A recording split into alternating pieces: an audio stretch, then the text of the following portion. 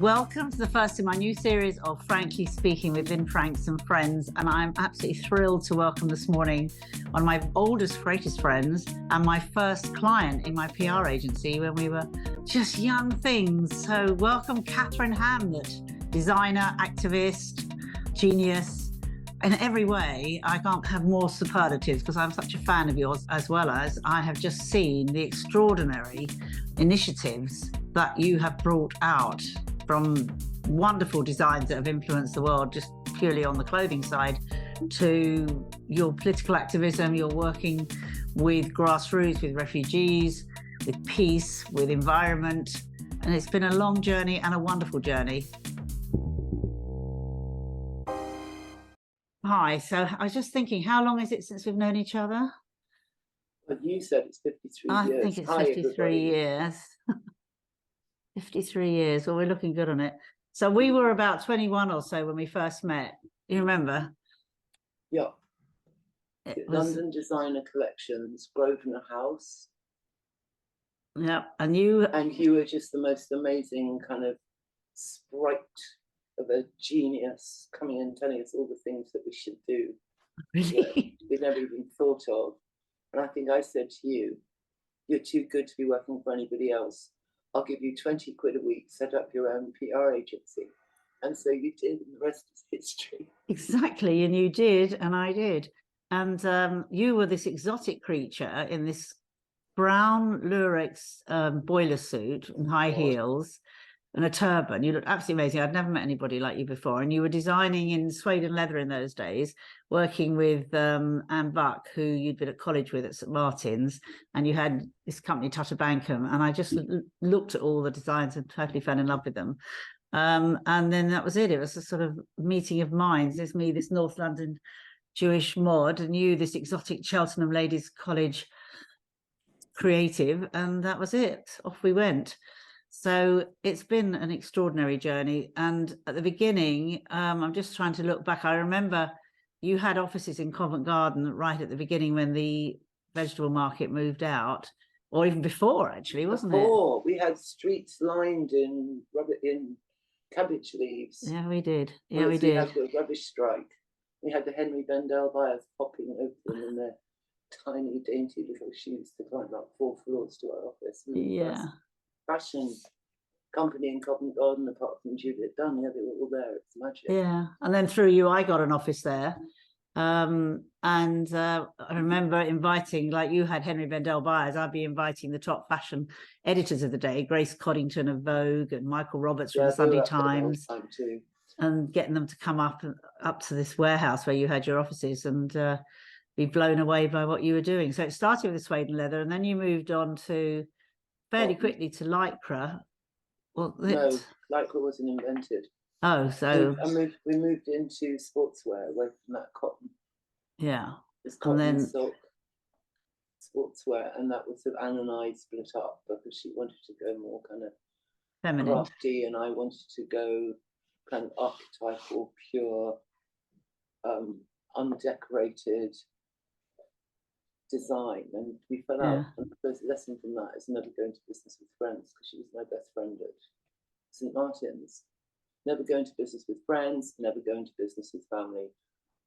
Take your own advice. I've done it so many times. It's always a catastrophe. Don't do it, please, folks. Never again.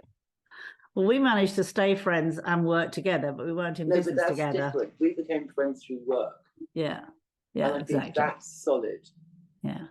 You know, unless there's any major betrayals, but that's a really good way to do it. But the other way around, because you just expect completely different things from your friends. Yeah, no, I agree. And then between us, we broke a lot of rules of what was the conventional fashion industry in those days. I mean, you always had the most original ideas for actually showing your clothes, which went way beyond the catwalk, and always doing extraordinary photography and those big billboards that you did, with those wonderful Ellen von Unsworth being the photographer, those billboards that were all over London, which were the first time anybody had put their clothes on a billboard, way before the jeans companies copied you, basically. And there was always something new and exciting happening, and I was enjoying every second of it. It was so perfect being part of your particular journey as well as doing my own journey at the same time.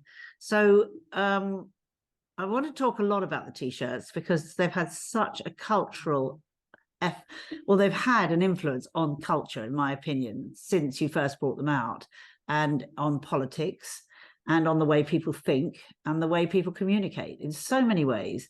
So alongside all these great clothes that you were designing for men and for women, doing those collections for Marshall Lester, or that denim that you, and khaki and chinos, they were just so ahead of the time. And eventually we got to the lycra, and you're doing those amazing black lycra dresses that were like nothing else out there, that were sexy and at the same time were powerful for women to wear in so many ways. Alongside all that, you became very conscious of the importance of the environment and the fashion industry's responsibility in the environment. You told me it was when you went to Malawi, wasn't it, that you first? No. It was 89. 89, Oh, actually. I'd always been interested in Buddhism, and we were just, the brand was just flying. We were selling in, I don't know, 700, the best shops in the world, 40 countries. And it was kind of almost too easy. Like, the worse I behaved, the naughty we were, the more we sold. And I just thought, I'm just going to check we're in line with right livelihood. So I got Nick Vincent, do you remember him? I do. To do the research. I just said, I just want to check that we're not doing any harm. I just want to look at the environmental and social impact of the clothing and textile industry. So he went away a couple of months, came back, and I said, how is this? All fine? He said, actually, I'm really sorry, no.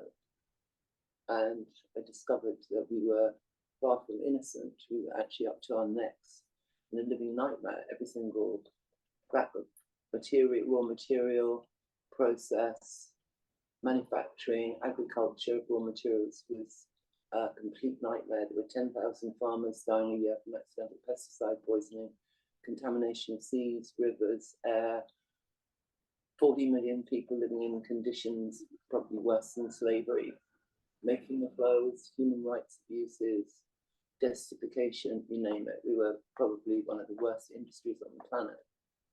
And at that point, I decided that I want to, I thought it'd be easy. I thought, hey guys, look what we found. And it's terrible. And say, gosh, we just fix that straight away. Well, 40 years later, forget it, You were the So first designer that check. talked about this. You're without question. And even the beloved lycra, I mean, that has nylon in it. There were a lot of things. No, lycra itself is a nightmare now. I wouldn't use it anymore because No. a lot of the microplastics in the sea are lycra. Yeah. It's just we shouldn't be using fossil fuel derivatives in any form. No. But you learned. So you started investigating organic cotton. I remember we were in California together at an organic cotton conference and talking to the farmers and how the California had been turned into a dust bowl by the non-organic way of growing cotton, and how there were a few visionary farmers out there trying to get back to the old ways of not using all the water up and doing it in a far more environmentally friendly way. It's a big monoculture sort of a problem, and the pesticides that they use, which kill absolutely everything. And so, bee decline, insect decline, species decline. Yeah. Neonicotinoid pesticides are hugely guilty. Yeah. And they're not used in organic cotton agriculture. And it's, there's a lot in the, in India, all over the developing world, there's a lot of cotton grown, but the best obviously are the organic cotton farmers, but they've got huge problems now because people like Monsanto bought the seed banks. Exactly, and it's illegal to plant organic seeds. It's incredible. So have you ever met Vandana Shiva or talked to her, by the way? Yeah, lots of times. Yeah, I would have thought you would both have an awful lot in common. And as I mean, a huge hero of mine too. So you then went out to the industry to try and get them to support you in an organic cotton it didn't work. Campaign. And I remember there was a bit of interest from Ralph Lauren, Marks and Spencer's, a little bit of interest, but none of them really got it. I think only now. I did an organic collection with Marks and Spencer's. I can't tell you what year, but it was the first, and I was so excited because they'd used all the suppliers that I'd handpicked over years of research who were, spotless. And I said to them, oh my God, you've got to make a huge thing out of this. You're the first, big chain store that's done an organic cotton collection. And they said, oh, we can't do that because people say, what's wrong with your other cotton? So it was just like, Yeah. but the first nightmare, well, gradually I lost all my life. I mean, I must have had about 20, 25 licenses, various product lines all over the world. And the first one that went was the denim one, because I said to him, look, we've got to do something with the farmers, they're starving. We couldn't get organic cotton. So I said, we put 10% of profit to Pesticide Action Network so that they can support these farmers in Senegal who are growing their organic cotton. It's a beautiful project. So yes, the first season, yes, the second season, third season, it was too much money. They wouldn't pay it, wouldn't answer the phone. I ended up going in there with smuggling in a Channel 4 TV crew in a limo to beard him in his den and get the check for the farmers. But that was obviously the end of that license. I mean, I'd go around trade fairs looking for organic cotton, and people I bought hundreds of thousands of meters of in the past would practically bar their stands and stand there with arms crossed saying, why should we do it when you're the only one asking for it? The take up in the industry was incredibly slow. I mean, their argument also was that there wasn't enough organic cotton out there if they really wanted to do it in a big way. I remember that was the argument from the big companies, but you've got to start somewhere, haven't you? All sorts of arguments. Yeah, If you look at India, it's mostly small holdings. You could have had a huge amount of organic cotton, and taking it up better than the better cotton that they should do, which still uses pesticides, still kills bees and pollinators and microorganisms. If they'd sent that message out by saying, right, we're going to do it, it would have been the world is a different place. I mean, it's a climate. Of course. As much so at the same time, and this, you did start all this in the 80s and then were very active in the 90s. I mean, you were basically talking at the UN on all this importance of responsibility of manufacturing, particularly clothes, to the planet. You talked to the industry at various events. And the other thing, of course, was that you have always talked to the public, and you started with the T-shirts. And I remember when we went to a Buddhist exhibition in 83, wasn't it, which was called Choose Life. And you came away from that and you said, that's it, I'm going to use T-shirts to get the message out. Do you want to explain about that? Because no one at that point had done messaging on T-shirts. You used to get a few brands putting their logos on them, but no one had ever thought of using garments to actually get messaging out there. So talk about the first ones you did and then how it grew from there. I suppose you were actually quite intimately involved, if I remember rightly, with that Buddhist exhibition. I was very involved with it. And I was saying, you've got to, this isn't getting it out there. What you should do is do something which can be read from 200 meters, like giant lettering on a T-shirt. And it ticks a lot of boxes for me, because we were getting enormously copied at the time all over the world. I mean, okay, Gloma and Trumpet, but Sarah Moa said, who's a kind of very prominent British journalist, said I was the most copied fashion designer in the world. And I think you were at that point. Would be great if it was copied? And so I thought, well, we got Choose Life and a series of messages that you could not read, legible from 200 meters, dealing with social, environmental, political issues that needed attending to, hoping that it would kind of subliminally get into people's brains, get them thinking, and ultimately, result in right action. Which I believe it did. I absolutely believe it did. And I think it had a huge influence on Live Aid, without question, and that whole generation of rock stars that suddenly got very politically aware and went out into sort of fundraising for starving millions. And the whole Bob Baller thing was vastly influenced, in my opinion, from the work you were doing with the T-shirts, because you were, George Michael was wearing them, and Frankie Goes to Hollywood, all those 80s performers were out there on their stage wearing your T-shirts, or copies of them, let's say. They were everywhere. And of course, the most used news photograph of the decade was that classic moment with you and Mrs. Thatcher. So talk us about that, because that was an extraordinary experience. Well, an extraordinary experience for me to observe as your PR. I loved every second of it. Best PR.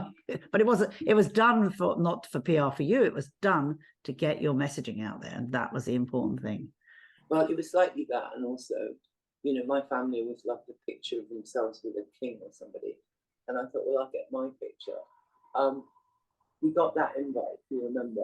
Yeah. It was the government fashion industry party.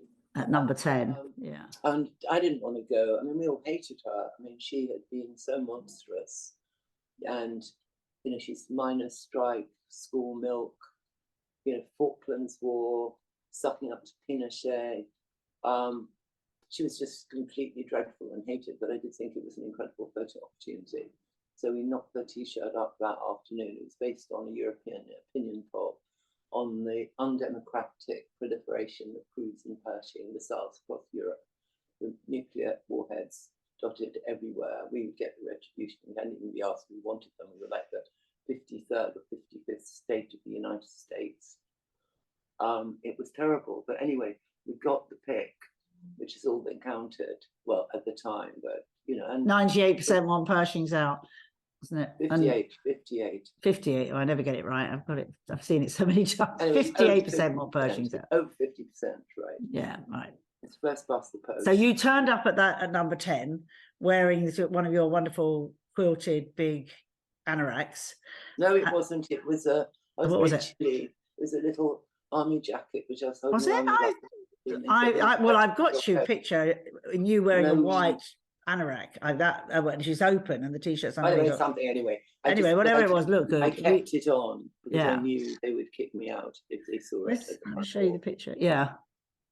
Yeah, you kept it on, and then when the moment came, I kind of smiled, because winners in politics are always smiling. I actually felt sorry for her because I came in, everybody else was in very smart black, and I was wearing pretty scruffy clothes that I'd been wearing at the office. I just thought, like, I don't really need to dress up for her. Was it Jasper Conran said, why should we have a warm glass of white wine with that murderess?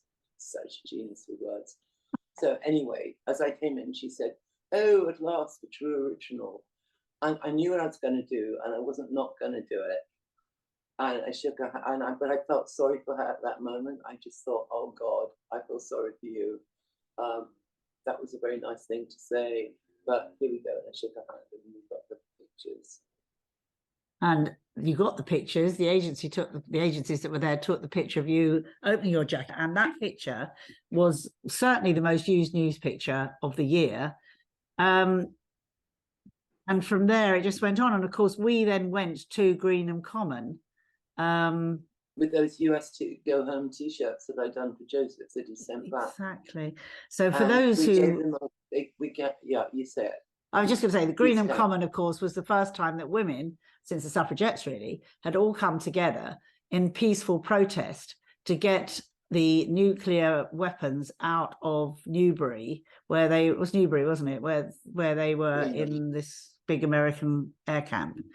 And I remember asking the women at the time why they wanted to do it without the men, and they said when the men were there was conflict, and you could really see why, because the women that we met were on the whole housewives, school teachers, nurses, I mean, models, good social workers, whatever, of all types. And they were given up. I don't remember them being that chic, but they were muddy, and they were, it wasn't very elegant way to live. I thought they were going to be. I think they were living in benders. The other day here at the Seed Hub, the woman who was there for months came and told her whole story, which is really interesting. Anyway, the women there were brave, courageous soldiers. And we turned up with your silk T-shirts, US Go Home. In your white Mercedes. In my white Mercedes, I was going to leave that bit out. But anyway, secondhand white Mercedes. And the retailer, Joseph, had to give them back to you because his American customers didn't like the fact that that's what No, he didn't even ask them. He just thought they wouldn't like them. Oh, right, okay. Throwing a tennis ball against the wall, they just came straight back. Yeah, and so we took them down there, and of course everybody was absolutely delighted. I'm still looking at this picture. Well, they weren't to start off with. They thought there was a trick. Yeah, they thought there was a catch, and so I couldn't even give them away at some point. I don't remember. I remember there was us and various of our teams. And they all put them on, and they went up and they ringed the perimeter fence at sunset, and they started singing. Yeah, I've got photographs. It was like a dirge. It was so beautiful. It was a sort of thing that makes hair stand up on your arms, and all the soldiers came out and they just stood there, and it was an incredible moment. Well, I remember was the police all turning up on horseback and pushing us back and back and back into the fence, and I've got pictures of that. But anyway, the fence with all, and lots of children wearing these huge outsized t-shirts, and it was a very special moment, I think, for both of us to see at the grassroots, even there, how the power of these messages on your t-shirts. And can you remember some of the other symbols or phrases, what you said at the time? Hundreds of them. There were so many, weren't there? No war, save the sea, save the world, save life on earth, stop extinction. And how many years were you doing them? I mean, a long time. Oh, I've been doing them continuously. I mean, they were never supposed to be an earner. We did them because we were making so much money on our normal clothes. I never thought that, you know, they were just photographed to be hopefully photographed, even if you got a one model, you know, education, not missiles, wearing that was enough. It was I mean, what could I call it? A sort of propaganda tool, because they're almost seminal. Once you've seen one, you can't unread it. Yeah, and I remember, because I've got it on my wall here, you were doing photographs in a sort of bombs site with loads of lovely young models wearing the anoraks with the t-shirts with forgot the name of the photographer in my brain, Peter Lindbergh, fabulous. That wasn't a bomb site, that was the back of our office. Oh, was it? Okay, well, it looks like, well, there you go, same thing. And Berlin. Yeah, very Berlin. And I was there with my kids, and Jessica, who was about 8 at that point, was photographed wearing the t-shirt which said "Stop Acid Rain," which then went out as a Greenpeace t-shirt all over the world. And I've got that on my office wall, and I'll try and insert that into the video as well, because that was a classic. That, I mean, Jessica's now 44, so when she was 8 years old, this went out all around the world, as did many of your t-shirts at the time, and still are. So about how many years ago did you change this choose life to choose love and start working with the refugee organization that we've done all sorts of choose, you know, we've done well, it was Josie Norton was a friend of one of my kids' friends who came around to dinner one night with them, and she was setting up this charity called Help Refugees, because she's so appalled, she and her friend were so appalled at what was happening and how, you know, big organizations weren't getting through, and she wanted a t-shirt to help raise money. And I said, well, what about choose love? I mean, we still do choose life, but, you know, choose love. And so she took it and ran with it and got, I mean, I think they've raised up to 53, it's more than 53 million, because they raised 5 million in a week for the victims of the earthquakes in Turkey. It's incredible. I just love it, because it's like a note to self. I mean, it's like choose love. I mean, a lot of the time I feel like choose strangle.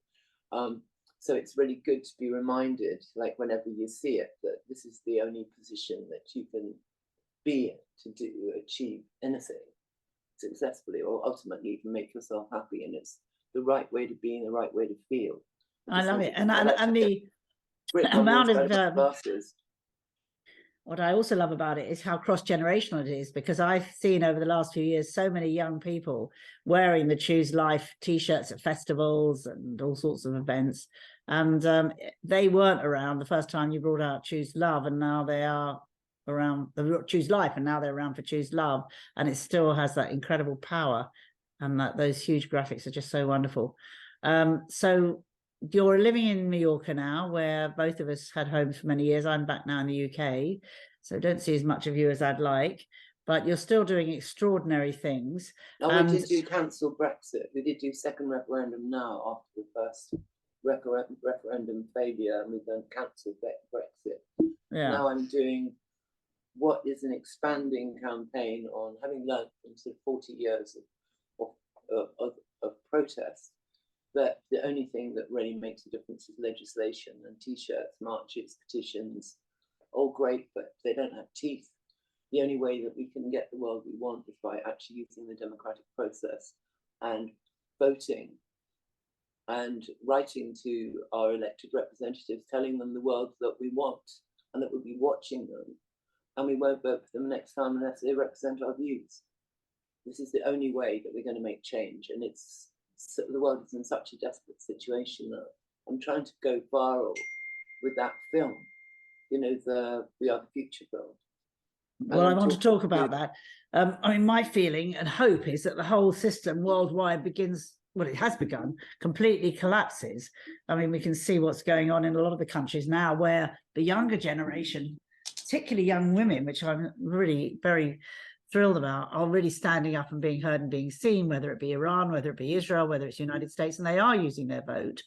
And they are being taken seriously, or starting to be taken seriously. Or at the same time, you see what happens in Afghanistan, where they're not allowed even to go to school. It's just horrific. I mean, we still have a horrific situation. I just hope that all these old crumbling systems do crumble. We do need to use our vote, but in any case, we create something new, which is much more from the grassroots. That's what I'm working on. Well, you devolve representative democracy to participatory democracy. Exactly. The Swiss model. Exactly. You look at Switzerland and see how long it's been going on, see how happy they are, the more participation they have. The government is run according to the results of referenda. Yeah, and it's about the best democracy there is, and we should be aiming to have something that resembles that, but better.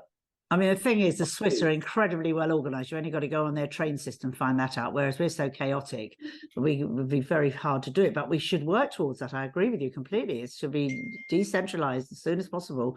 We need to have a voice, and we use our voices. So this film you've made, talk about that, because I'm going to put a link into the podcast. It's just won an award for in Charity Video Awards last week. And tell us about the background to this film, and it's with children, and using your children's voices as the future voters. What was the idea of that? Well, it started because I was asked to be a thought leader, whatever that is, on this. You are a thought leader. Global Goals teaching app, which is a massive teaching app. It's on about 300 million phones, and it's open 6 million times a day. And I think education is actually crucial to sorting out any of the problems that we've been talking about. So I said yes, as long as I can do something with voting, because my experience as a campaigner was that, you know, we have to have the right people in power before we devolve into participatory democracy. We need to clean up our act, and the only way to do this is to actually get everybody to write to their MPs before the election saying, I'd vote for this, I wouldn't vote for that, I'll be watching you. If you don't represent my views in Parliament, I'll be voting for somebody else. We have to have the right people in. So I thought a way to get this across, and the app is about teaching kids how they can help deliver the United Nations Sustainable Development Goals. And so I concentrated on Sustainable Development Goal 16, which is peace, justice, and strong institutions, democracy being an institution. So I thought, how do we get this out there? And I thought, well, you know, slogans were great, but music is even better. And so the song is almost like a slogan in music, and it tells kids exactly what they can do. The thought leader job, of course, is pro bono, so we had no budget to do anything. And I managed to do it with the local community. I mean, literally most people involved in it lived about 30 yards from each other. So I had the German pop star Bonaparte, who lives 2 inches from my son, 2 little girls, Ruby and Hazel, who wrote and sung the song after briefing. And then Tobias himself, Bonaparte, mixed it.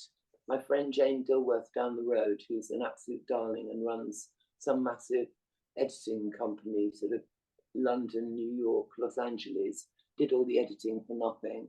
We got the local kids to model in it.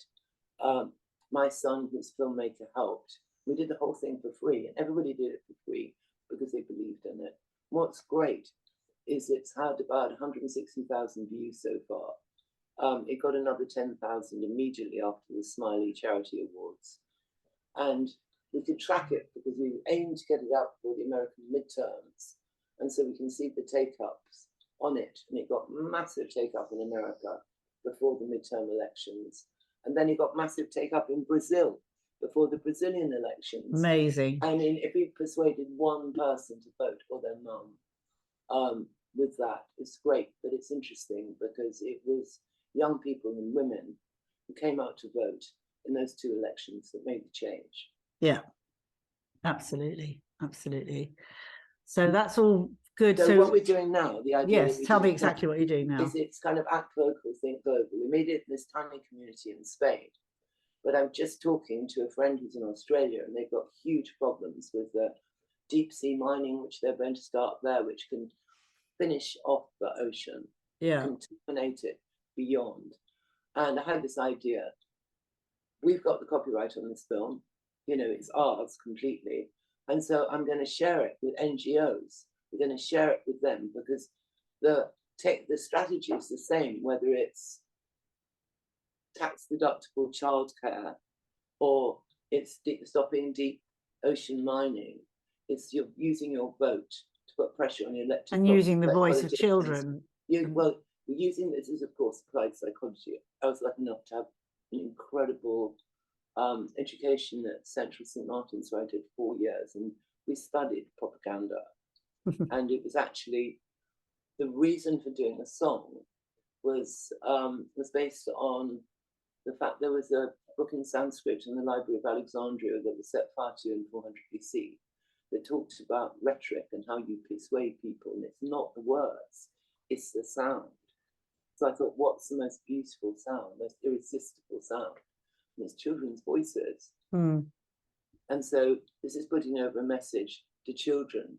But I mean, people have cried. I think there was Nanette, who I'm working with from Beauty Without Irony, said that the ex-head of UNDP, no, UNICEF, I beg your pardon, heard it and wept. Wow, amazing. And I mean, you must have seen a lot. A lot. So, you know, let's hope it does its work. It's now out in the universe. It's a gift to it's fantastic. Any NGO that wants to use it, as long as they use it without editing it. Yeah, incredible. So that was one of the sustainable goals. We talked about this when we saw each other the other day. Are you going to work on some of the other sustainable goals, or? Well, you know, I'd love to, because I think, you know, education, was it the Chinese regarded education as the keeping a teacher as the highest human profession, you know, obviously cultural revolution. So if it means I can get stuff to kids that they couldn't otherwise have, if I could wake them up or interest them, you know, I'm beyond happy to do it. You know, it's a pleasure and an honor. So for me, you are without question a revolutionary. And even though you're on the island of Mallorca, which of course is not cut off completely from humanity, it's not the same as when you were over here. Exactly. So we have digital ways of connecting, and you're as active really as you've ever been. I know you also showed me some amazing art that you're now making, huge, out of the same graphics, using different forms of sizes of art pieces to put messaging over. And where are you going with all this? Are you going to continue on using it in every way you can? There's so many important messages that need to go out there. And you've done so much over the years that has actually influenced people's thinking through them. Are you just seeing what comes along, or is there a plan? What's next? Well, I suppose I could say at this point in my life, I'm considering myself more of a political artist than a fashion designer. I mean, I keep on thinking, why does the world need any more stuff? I love that. I love that. Yeah. And I can say that my entire career has been, you know, the slogans have been political art from the beginning, but I didn't need to tell anybody that because they were doing their job silently, which is what they're supposed to do. But now I'm using. I love that, political artist. I think that's just exactly right, exactly where you are. So having lost 17 licenses, I decided I'll just start selling some art, actually selling it, calling it art. And I've done these huge, I mean, they're sort of slogan based for the time being, but I'm thinking of moving into other media. But yeah, I had my first collector, who's a 3-year-old, her parents are collectors, and they've all had this gigantic framed vote poster for her bedroom. Wonderful. Like, perfect. I mean, there still are Katharine Hamnett clothes out there in the market, but you're not really involved with that anymore, are you? That's other licensees that are putting out your classic designs. I'm a bit on strike at the moment, I could say. Yeah. on clothes. You know, I just think, you know, I was thinking about it today. I thought, what do we, you know, we don't really need more stuff. What do we need? I thought, well, actually, my jeans have just got a hole in the knee, and I'm not a very hole in the knee keen person, so I need another pair of jeans. I thought maybe a jeans, you know, completely sustainable denim collection. In fact, I forgot to even mention that whole wash jeans look you created. I mean, No, you invented. I mean, I'm actually sort of a bit like the Eichmann of the clothing industry, or maybe the St. Paul of the clothing industry, because I've got a very murky past in fashion. I invented stonewashing. I put yeah, like you I was did. the first person to put lycra into denim. We were doing discharge printing with bleach. Yeah. And holy jeans, you were the first to do those Yeah, too. we did the kind of frayed jeans, slash jeans, all of that stuff. Yeah, absolutely. It was the beginning. And the parachute silk, it was a lining fabric, and we used it. Yeah. I've always been, you know, I'm quite hands-on. I've always liked making things, and clothes were a wonderful thing to learn how to make. And I was privileged to work with some of the greatest makers. I mean, I actually had a freelance job in Paris, and I worked with a machinist who'd been a machinist for Christian Dior. It's like, oh, I should have had kind of, you know, lilies of the valley permanently on his sewing machine. It was like, you've had such an amazing time, such an amazing life, and really there needs to be a film made of it without question. I hope that happens, because there's so many extraordinary visual memories out there that we need to be put together. I actually woke up this morning and thought, I am going to do that book. The book, you are good. I don't want to be rubbed out of history with the fashion side. Well, that's my feeling. You've got to do the t-shirts, because the fashion is doing amazing. I mean, I won designer of the year. What was it called in those days? The most influential designer of the year. I created that award. I made that title up. The influential designer. Of course, that was the British Fashion Awards that I created. I mean, we were a good team. We are still a good team. And here we are, both of us. We're both 75, both grandmothers, and we're still at it. And thank goodness we are, because that's our role now. Well, there's so much to be done. I mean, there's so much to be done now. They're just passing this new law. They're outlawing internal combustion engines. Well, what about hydrogen? Hydrogen. I mean, Elon Musk went the wrong way with electric. He should have done hydrogen, because you're going to run out of stuff to make the batteries. Yeah. It's expensive. Hydrogen just puts water vapor into the atmosphere. If we want to cool the planet, what do we need? More cloud cover. What's cloud cover made out of? Water vapor. If you have hydrogen operated cars running on hydrogen, your car effectively becomes the same as a tree. It's just giving off water vapor into the atmosphere. So everybody could drive everywhere. The more they drove, the better it would be. I agree. You need to be out there, even and immigration. I mean, what's happening in the UK with immigration? Oh, it's terrible. Absolutely shocking what's happening with immigration, and the people that are currently running our country over here. It's just it's disgusting, disgraceful, and heartbreaking that what's going on with refugees. It makes refugee thing. I mean, it's against international law. It's against the law we see.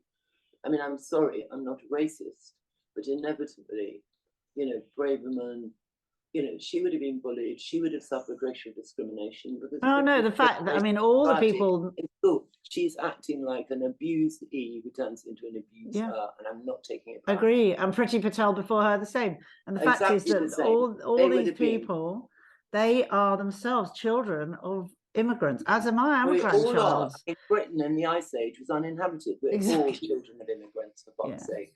Yeah, there's so much to be said and so much to be done and changes to be made. And I see our roles, if you like, as the wisdom keepers. And we've had get better at it. Experience. We've had the experience. Hopefully we've got a certain amount of the wisdom. We've got the voices. We need to be heard.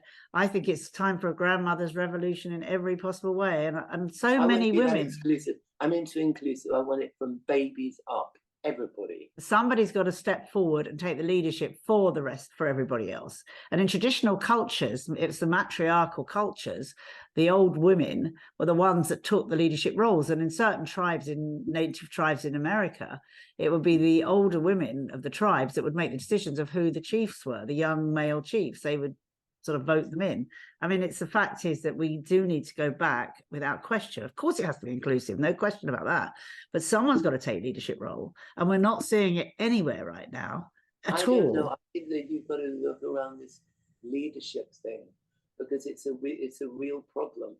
if you look at great revolutionaries, what happens? You know, they inevitably become corrupted. It's somehow we have to do it together. Well, I think exactly. the leadership. I mean, it's quite interesting. I talked to that guy who was running. Oh God, sorry, the brain's gone. But you know, UNICEF? No, not that one. No. Extinction Rebellion. Oh yeah. And he was saying although they've got these kind of groups to take decisions, it's a bit like you heard of the spice rack effect. It was an experiment conducted at a university. They got a group of students in a room and said, right, but this is the kitchen where we're going to put the spice rack, and they could never come to a decision. But so in the end, he said he had to be autocratic. But I think that's the problem. Well, I would take you back to Greenham Common and how that did work as a community of women, peaceful, non-violent conflict. And somebody has to step up and take that role, or groups of, not one person, a group of people, or a huge group of people got to stand up and take the role of doing things a different way. And there's many ways of doing it, as we've talked about. You talked about, is it protest? Is it gluing yourself to the motorway? Is it going on strike? No, that's in England now. You just don't want to go out in the streets at all. You want to get online. I agree. And you want to write letters with hand-addressed envelopes, because it's easy to dump a load of emails. Well, I also think it's like small groups coming together and talking and giving each other confidence, because certainly I work with women, have done for, as you know, the last 30 years or more, and women don't have the confidence. And when they come together and they start sharing their ideas and their horror about the way the world's happening, and they want a future for their grandchildren, they get their confidence to come and do something together, whatever that may be. It might be planting vegetables in their town square so that anybody can come and help themselves to food in England, because there's a shortage. You've got to be careful, because you've got long-term contamination of city soil. Well, there's all that. With lead, and so that I'm being you're going to get lead. I know, it's an example. Yeah, I mean we know about planting it. Good grassroots organization in America. If you look at people like Stacey Abrams or Alexandria Ocasio-Cortez, they've got the edge on us on how they get out, and they go knocking door to door. They're politicians, aren't they? They're politicians, and you go back into. I mean, we're politicians too. I don't see it. Well, it's politics with a small p as opposed to a big P. It's not party politics. No, it's not party politics, but it's issue politics, because we should be ultimately. Yeah, it's grassroots politics. It's things that people really care about. How they get people out, and how they get people out ultimately to vote. That's the thing. Yeah, but that goes back to the party politics. Well, you can be, you could vote for a bunch of independents if you've got enough good independents. Sometimes you might waste the vote. It's about voting tactically, but ultimately, we don't need politicians, because there's voting apps now which are as secure as anything in the world. You can actually vote with your phone. Ana Mancini from Democracy OS in Argentina, Partido Red, developed a mobile phone voting app with Stanford University, which is now being experimented with. But it's with if you can transfer your money by phone, you can vote. So this is the direction I think that it's worth, it's one of the ways, but there's also this other whole area of AI, data control.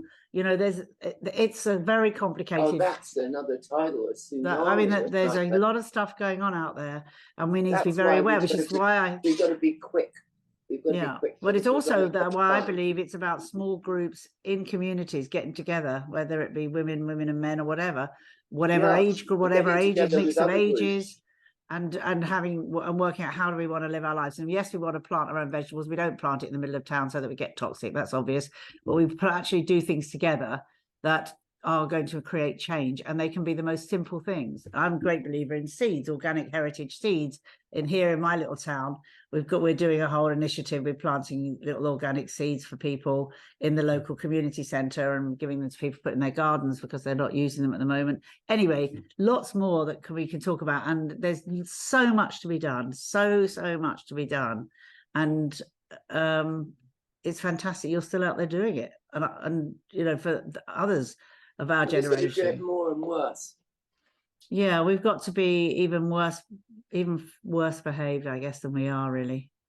Cleverer, actually cleverer. I Mm. mean, it was fun. Marches are fun, but unless you follow it up with democratic participation, putting pressure on your elected representative, fuck all around. That's my experience.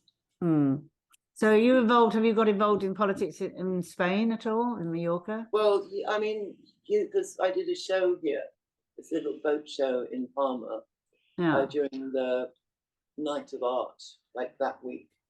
And I've got involved with the locals. I had it translated. Your vote is your most powerful tool to get the world that you want. And I had it translated into Spanish and into Catalan, which is the local language. It's like Welsh here. And that's very nice, as people came up to me and said, thank you so much for translating it into Catalan, because they've got, at the same time as it's their fortress, they feel that they're regarded as second-class citizens by internationals. And doing surveys locally with little active groups on what people want and putting the message to them and trying to get the message out to political parties before they come out with their manifestos, that this is what people really want. So they realize that they've got to put it on their manifestos or not get elected. So, yeah. You're never going to stop. Thank goodness. No, thank goodness. Artists never retire. Yeah. Well, thank goodness for that. But there's so much to do in so little time now. I know. That's the thing. We're in a hurry. We're probably going to have a killer drought here this year. And in Spain, no rain all winter. So it's scary times. And, we've got to save the world for our grandchildren. And the 7 generations to come. Exactly. That's what they say. Everything. Yeah, absolutely. Well, I love you to death. I think you're extraordinary, amazing. Your brain just keeps working on all these really, really important new ideas. And I think you're right. I think you've always been an artist, a political artist, and you have used clothing, you've used art, you've used music, you're now using music, and I can't wait to see where it all goes. Yeah, you're just fantastic. And I know it's not easy for people to get hold of you, but I mean, if they can't get hold of you, basically. But I mean, guess, is there some way of people being in touch? Not really. Yeah, they contact you. Oh God, really? That's it. I suppose that's true. They'll have to. Yes. So if any of you want to contact Katharine Hamnett because you've got the most amazing idea, come to me. That's probably the easiest way of doing it. And I've got her very secret phone number. And we will always work together. We will always be friends. We will always love each other because we have gone through. We had our children at the same time. Now we've got the grandchildren, we were in Mallorca, and we feel the same way about our roles in this world, which is to create a better role for the generations to come, whatever techniques, skills, and creative ideas we have. So let's come up with, I think we're going to do something, you and I think we're going to do something. I'm thinking about it, something, it'll germinate. So watch this space. We could do a comedy series. I think it's been done. No, better than that once. We had the best parties. There has been a comedy series like that. Parties that people talked about for 15 years. We had the best parties. The party you did on the boats going up and down the Seine were insane, and that was the 80s. And of course, that classic moment, 5 o'clock in the morning, we're sitting around eating the onion soup, and I end up literally falling asleep in my bowl of onion soup. I think it must have been quite cozy. It was delicious. Oh, they were the best times. We did have the best parties, and we had some great friends, and sadly a lot of them aren't around anymore because so many of our friends did pass away in the AIDS epidemic, which was just very, very sad. But they're with us still in spirit. I know that. So yeah, 53 years and still some to come. Thank goodness for that. So thank you so much. Love you lots. See ya. Love you too. Bye. Thank you. Thanks for having me. I hope you enjoyed hearing about Katharine's journey as much as I did talking to her about it.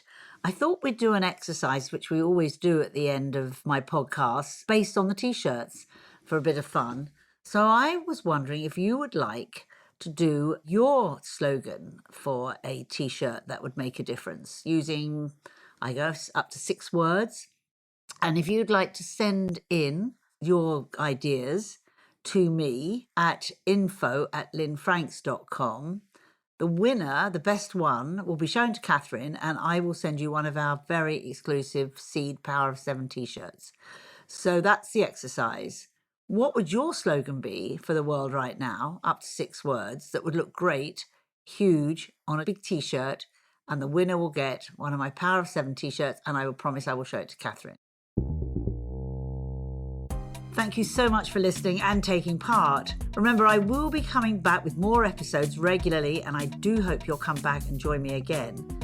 If you like what you hear on Frankly Speaking with Lynne Franks and Friends and want to learn more practical methods to help you plant the seeds in your own empowerment journey, then do please subscribe to this podcast, rate it and review it. Also, make sure to join our Seed Network if you haven't already, and together with thousands of like-minded women, you'll make friends, promote your business and share your stories. Visit seednetwork.com to find out more. Until then, see you next time.